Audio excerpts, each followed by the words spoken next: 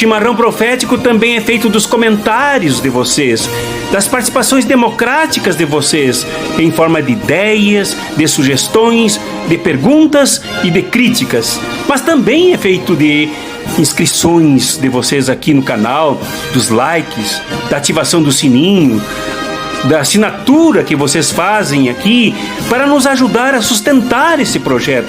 É fundamental vocês acessarem a nossa conta e nos ajudarem com a assinatura para que esse projeto sobreviva e enfrente a mídia dominante que manipula e que engana a todas as pessoas. Eu gostaria muito de tomar chimarrão hoje com nossos hermanos argentinos, principalmente com o Lionel Messi,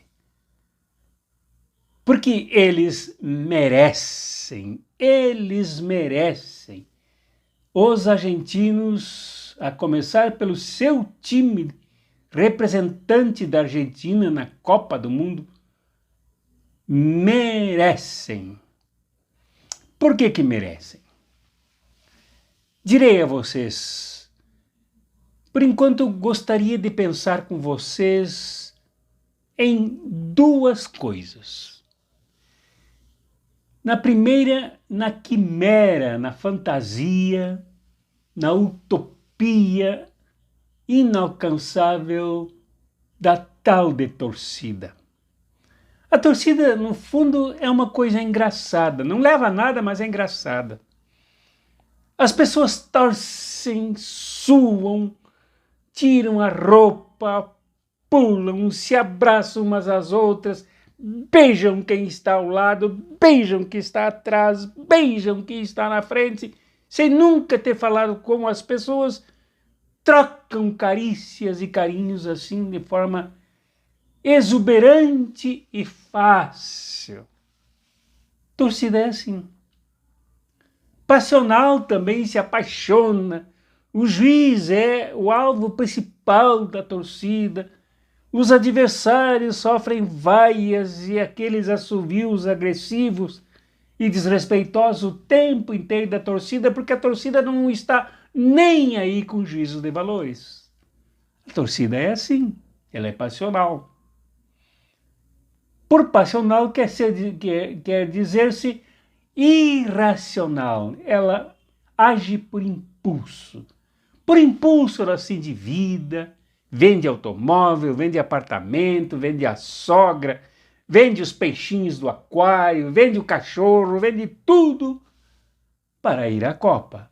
Torcida é assim. Faz sacrifício sem sentido, mas faz.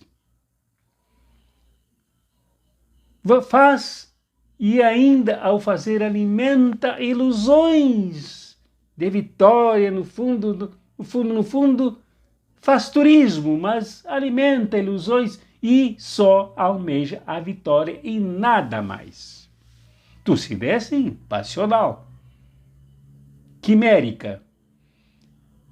E por ser quimérica, isto é, por desejar algo inalcançável, utópico, mas desejável, se essa torcida perde, ela entra num fosso tão profundo, sombrio, escuro, de tampa inalcançável por algum tempo. Culpa quem não tem culpa. Sem analisar as causas, a torcida afunda. Afunda coletivamente. A torcida não tem muita ligação, ou quase não tem ligação nenhuma com o país da seleção pela qual torce. Ela não se pergunta pela situação do país, pelo nível de desemprego, pela calamidade pública que foi a Covid, que ainda é, de certa forma, agora matando mais crianças, com milhões morando nas ruas. A torcida não está nem aí. Se estivesse, talvez vender seus carros para ajudar quem precisa, vender seus bens para compartilhar com quem precisa.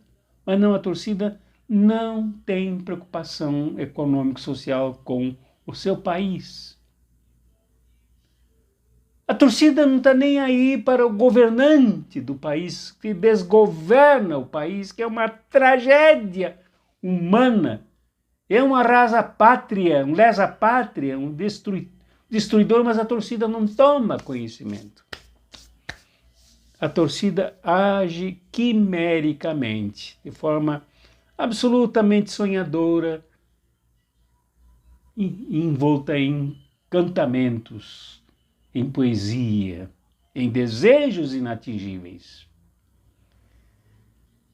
A torcida também não tem relação, eu ia dizer, não tem muita relação, não tem relação nenhuma, a não ser de admiração, de tietagem, de idolatria dos jogadores, mas ela não tem uma relação direta com eles. Não é ela que é treinada para jogar. Não é ela que é selecionada para integrar os quadros do time. Não é ela que é disciplinada para isso. Portanto, os seus gritos, seus esguichos, as suas xingadas, as suas ofensas lá das arquibancadas não influenciam em nada. Porque também ela não tem relação direta com os que atuam no palco do jogo, que são verdadeiros atores, que são os protagonistas. A torcida não, a torcida é pano de fundo, é para fazer ruídos mesmo, tanto que as câmeras dificilmente focam em alguém para identificar aquele alguém para o povo, porque a multidão não tem rosto, as pessoas não têm nome, as pessoas não têm endereço, as pessoas são anônimas no meio da multidão. Isto é torcida, cheia de anonimato. A torcida é composta por gente boa, generosa, mas também é composta por fascistas, por golpistas, que invadem a torcida para, em nome dessa invasão, fazerem atividades políticas internacionais, como ocorreu com o filho de Jair Bolsonaro, com um bolsonarista, que foi lá fazer articulações internacionais em favor do fascismo, como parte da torcida. A torcida, então, é como águas de uma enchente que descem, ou de uma enchente que desce, trazendo todos os detritos juntos, inclusive os fascistas, como ocorreu no Catar. A torcida não pergunta quem construiu aquela cidade que surgiu de repente no meio do deserto. Quantas vidas, como eu digo no vídeo anterior, da terça-feira passada, no chimarrão anterior, como eu digo lá, os 650 mil trabalhadores que morreram lá, migrantes de vários países e continentes, que foram buscar sobrevivência e acabaram morrendo na construção dos estádios de futebol ocupados por esta torcida insensível, embora emotiva. Mas a torcida ela se reveste dessa ridicularidade, mas ela não é ridícula porque ela representa inconscientemente, sem licença, o próprio povo da onde ela vem. Porque o povo também não se envolve com seu país, com as tragédias do país, ou se envolve talvez até mais do que a própria torcida, mas não tanto como precisaria, como é o segundo ponto que trabalharei aqui com vocês. Então eu fico cabreiro quando alguém me diz, estão torcendo por ti. Não espera nada de quem fala assim. Estamos juntos. É a torcida que está junto, não não participa, não solucionará, não será solidário, não será fraterno, não será companheiro, não será camarada, não será co-lutador. Então, a torcida é pouco mais do que um zero à esquerda, mas está para lá, naquela direção do zero à esquerda. Quem decide mesmo em relação às multidões é a militância, é a combatividade organizada. Enquanto os quadros esportivos apenas precisam do barulho da torcida como pano de fundo, na militância as multidões se juntam porque se educam, porque se organizam, porque se fortalecem, porque aprofundam os laços de unidade entre as pessoas e com o país pelo qual lutam. Quem torce não milita, quem milita vai muito além das torcidas.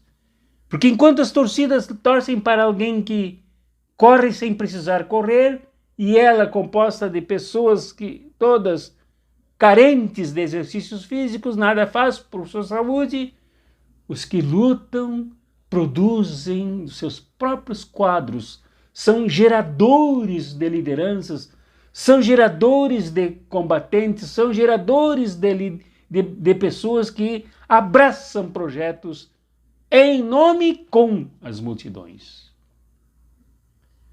Então, enquanto no estágio de torcida o povo nada produz para a sua própria felicidade e libertação, qualidade de vida, a luta, o combate organizado produz tudo isso que eu falei. E produz muito mais.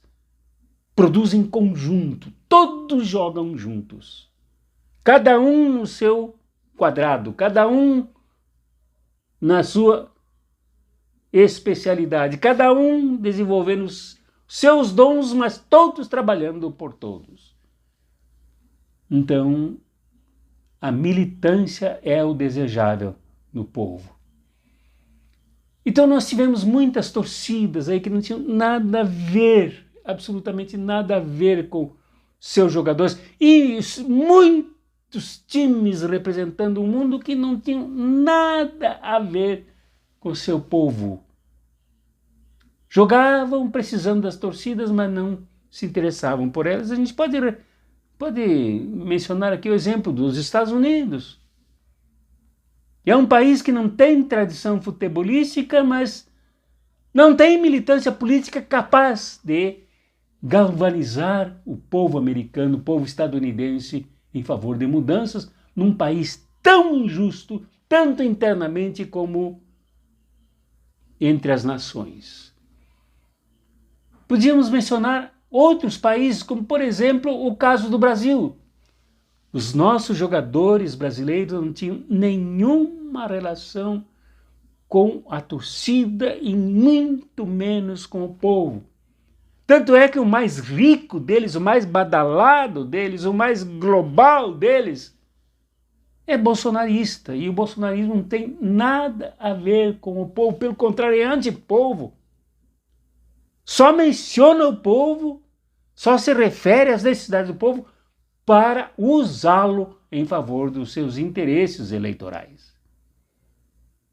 Esse quadro de jogadores, essa seleção, tal de seleção, os canarinhos, são o maior exemplo de falta de relação com o seu povo. Jogam futebol pensando cada um em se destacar mais para superar os outros, passar por cima dos outros, e assim, depois de concluída a Copa, serem convidados para os melhores e maiores que mais pagam times internacionais. E para isso que eles jogam, não jogam pelo seu povo. Esta seleção brasileira não jogou pelo povo brasileiro, não suou pelo povo brasileiro, não se sacrificou pelo povo brasileiro, não fez gols pelo povo brasileiro. bem diferentemente do que ocorreu com a Argentina, que esta sim se sacrificou até o último momento pelo seu povo. Então lá nós temos um exemplo do que é um time de futebol também que não tem compromisso com a sua pátria, da mesma forma como a torcida não tem esse compromisso com o seu povo, com a sua pátria, com o seu presente, com o seu futuro e revisando no seu passado quem lhes possa servir de exemplo para esta luta. Agora, há duas outras seleções que representam, têm vínculos profundos e estreitos com seus povos. Um deles é o Marrocos. Uma delas é o Marrocos. Esta equipe é de um exemplo não só colorido, não somente alegre, mas disposto ao sacrifício pelo seu povo marroquino, ao ponto de unir toda a África no último enfrentamento que o Marrocos fez enquanto time de futebol. Esta é uma relação profunda. Lá se representaram muitos dos gritos, sofrimentos, aspirações e riquezas da África, porque a sua seleção tinha relação com esse país e com o continente inteiro. Outra equipe que representou o seu povo, esta sim tinha uma relação profunda, não somente com torcedores ocasionais, mas com o seu povo, lembrando de onde nasceram os seus jogadores, como por exemplo, Lionel Messi, que nasceu entre os pobres, jogando na sua favela, na sua vila. Lá ele demonstrou a sua vocação e dela nunca abriu mão, nunca esqueceu do seu povo, como muitas vezes até parte do seu povo chegou a pensar que isso ocorrera. E assim são com todos os jogadores argentinos que têm compromisso com seu país. A presidenta Cristina Kirchner, minha amiga Cristina Kirchner, se manifestou com entusiasmo apoiando a vitória, porque há uma ligação profunda entre estes jogadores e o seu povo. Da mesma forma, o presidente Hernández, que se manifestou com muito entusiasmo em gratidão à equipe que representa o seu país. E hoje, terça-feira, os jogadores chegam e se depararão com o povo naquela praça que é a Praça de Maio, por onde circularam as mulheres, as mães da Praça de Maio, contra a ditadura, uma das mais cruéis da América Latina. Lá, os jogadores se encontrarão com o povo que não se esquece do que ocorreu com essas grandes mães da Praça de Maio. Grandes mães argentinas, mulheres combativas, mulheres militantes, mulheres revolucionárias, mulheres que nunca desistiram de denunciar a barbárie contra os seus filhos e esposos, companheiros e o povo argentino. Creio que esta Copa do Catar, embora o Catar seja a construção de um país em cima da morte,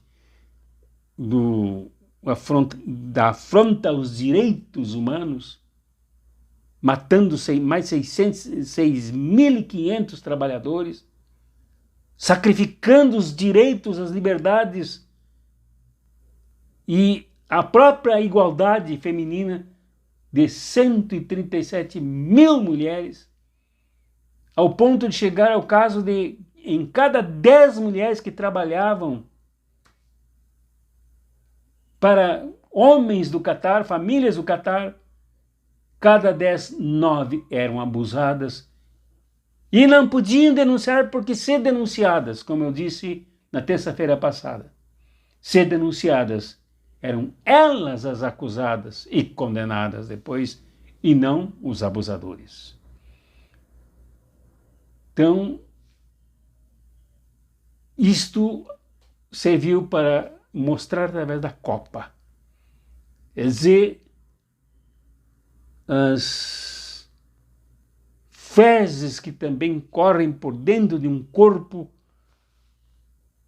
nacional como o Catar vieram à tona e cheiraram mal diante do mundo.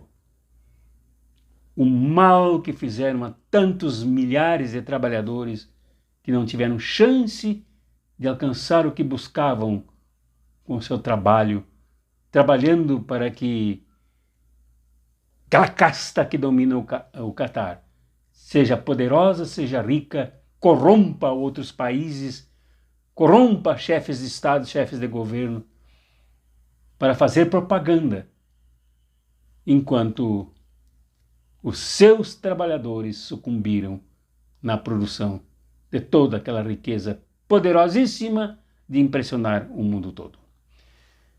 Então, esse é o chamamento nosso, para nós, esse é o chamamento.